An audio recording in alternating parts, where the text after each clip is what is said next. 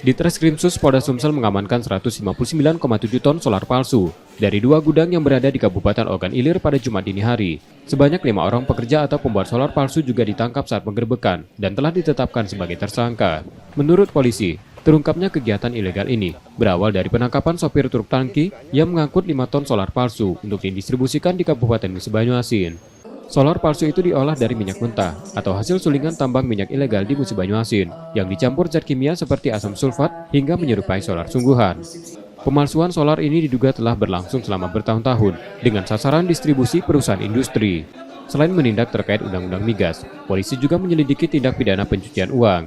Pihaknya melibatkan PPATK dalam pemeriksaan aliran dana, menyusul adanya buku tabungan atas nama salah satu tersangka dengan nominal belasan miliar rupiah ditemukan di gudang.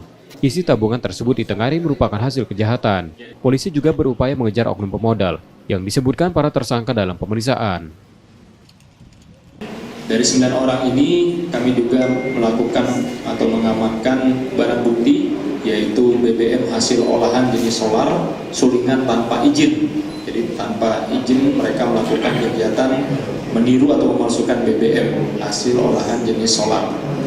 Dari 9 tersebut telah dilakukan pemeriksaan dan disimpulkan ada 5 dari 9 yang sudah kita tetapkan sebagai tersangka dan kita lakukan penahanan.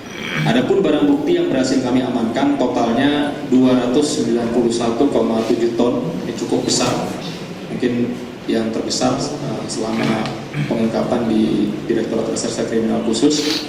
Adapun perinciannya di TKP pertama 240,7 ton dan di TKP kedua 51 ton. Kelima orang tersangka kini masih diperiksa dan ditahan di Polda Sumsel. Mereka juga terancam hukuman 6 tahun penjara dan denda 60 miliar rupiah. Reski Oktora, Muklas Diferensial, Kompas TV, Palembang, Sumatera Selatan.